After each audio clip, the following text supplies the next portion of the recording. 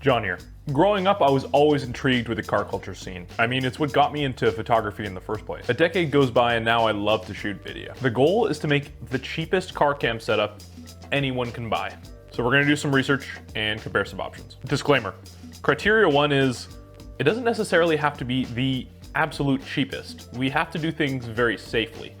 That means no hanging out the back of a truck or a car. That is wildly illegal here. Disclaimer number two is I own a DJI Ronin 4D. As a solo operator, it's been a great experience trying to learn the ins and outs of the camera. There isn't really a camera that offers this level of versatility, so that's why I dove into the system. We gotta do some research now. So online, you can already see the professional units, kind of like the Mauve Max. The N2 arm, which is new, is $6,000. Don't get me wrong, these systems are really good, I'm sure. Like, I would lean towards the N2R Mini, as this would be the way to go about my camera system. But we're gonna do this for as cheap and as safe as possible. Here is the plan. I need versatility. So I need a hitch mount that'll mount to the back of my truck or the front of my truck. And this is arguably the safest option. No more suction cups. We don't want any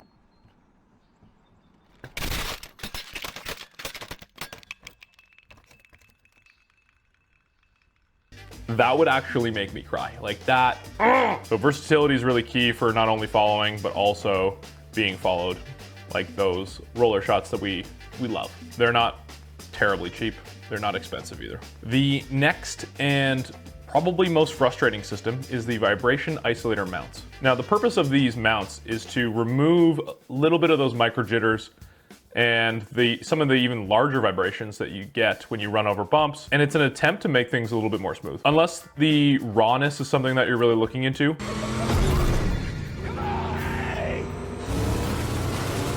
I would mount this directly to a hitch, but for this case I want to try and make something as smooth as possible. Now, these are obnoxious to find online because it seems like only 2 companies actually do this. And the majority of these things are crazily priced. It's like companies got together and said, cinema you say?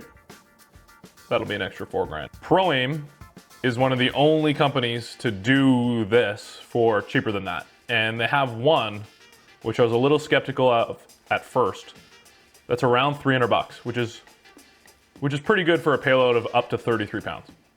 Nice. Finally, we need a cable acting as a safety for the camera itself, because the last thing we want, so it's gonna be long enough to suspend from my truck, the inside of my bed, to the camera itself. Additionally, we need something like an anti-rattle hitch. That way we can lessen the vibrations from the hitch itself, which is ideal. Lastly, you need your quick release plates for the unit itself, some nuts and bolts to be able to mount each of these things together, which you can find virtually anywhere. Thankfully, we have a shop and we're just gonna do it. D-rings to attach the safety cable to your camera is ideal. And all this totals around 600 bucks Canadian. And now we are cooking. So we slap everything together.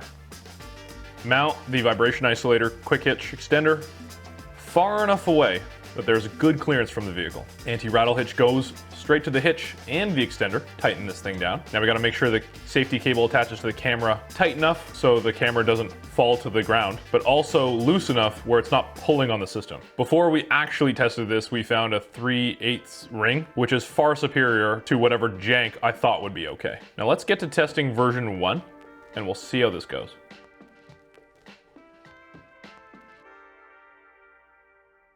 For the purpose of showing you guys what this unit is capable of, I'm not going to be adding any stabilization in post. Now where the 4D shines is stability. Putting it into chicken mode will remove a lot of the 4th axis movement, which is basically the unwanted up and down movement you get over a lot of the large bumps. Being able to monitor your image and control framing from inside the truck using the high bright monitor is unreal.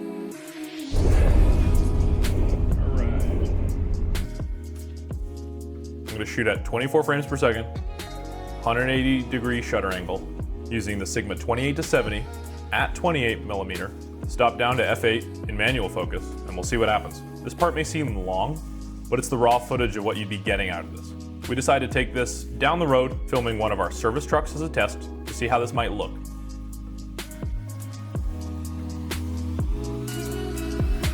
Speed up, guys. You're okay right at the speed you are. Yeah. You guys got to catch me a little, get closer. And keep it at about 50. Yeah, we're at 55, yeah. Beautiful. It's a little bit, yeah, it's perfect. Perfect for right now. Mind you, this is a 28 millimeter, so on our way back, we'll see if there's space, especially when we get over this hill that we're at right now. If there's an option and the ability to pass, we'll let you guys pass, and I want to see what that looks like.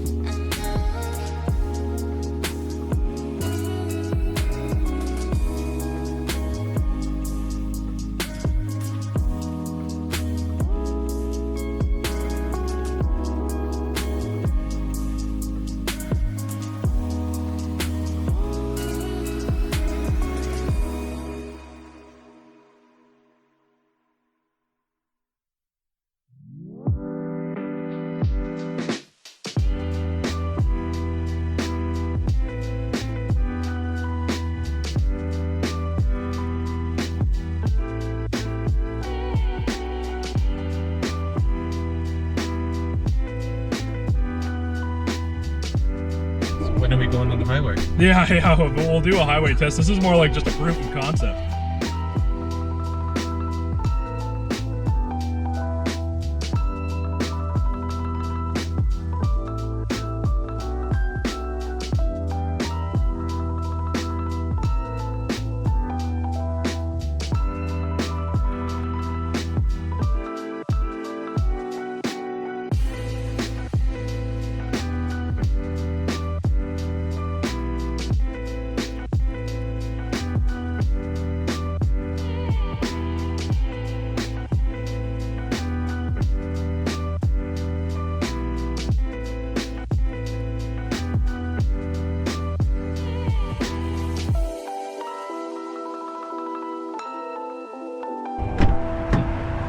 All right. I guess switch the follow mode. Yeah, we're gonna wait for these guys to go so we get some openings. As we get to the top of the hill, Ernie's gonna make the call if you're good to pass, and you guys can accelerate to your liking safely. And so far, it looks really good. I'm interested to see how this works. Truck actually looks really good. Yeah, we'll wait. We'll wait I for feel like spacing. a machine would look really good, man. Oh yeah, we gotta do this with a machine.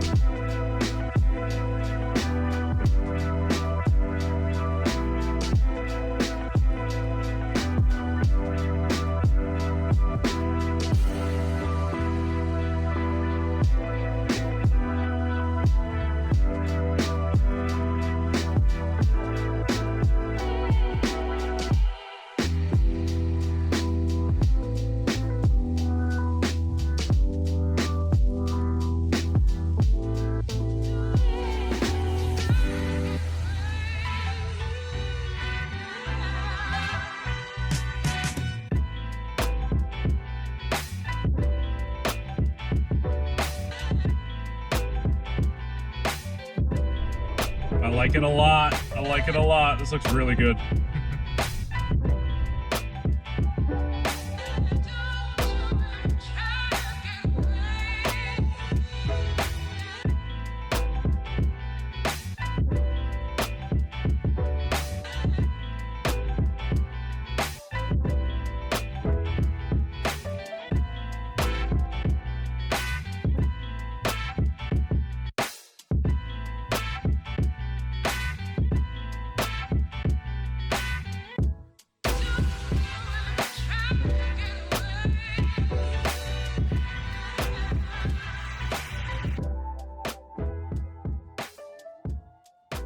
Things I noticed when I took it back to the editing room. Larger turns will cause the roll axis of the Ronin to assume it's straight when it's not. Now this is because it's leveling based off of the vibration isolator and not the ground.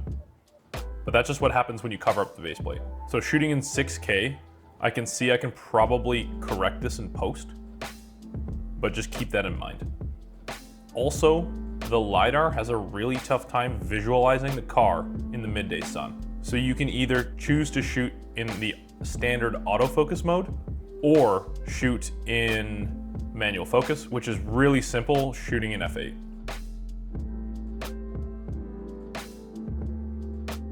Other than that, the footage looks pretty good. The Ronin 4D is definitely a workhorse, and it offers so much versatility that it's just a no-brainer system to use. That being said, there are some improvements that need to be made, not only to the system, the high bright monitor, but also how this unit works overall.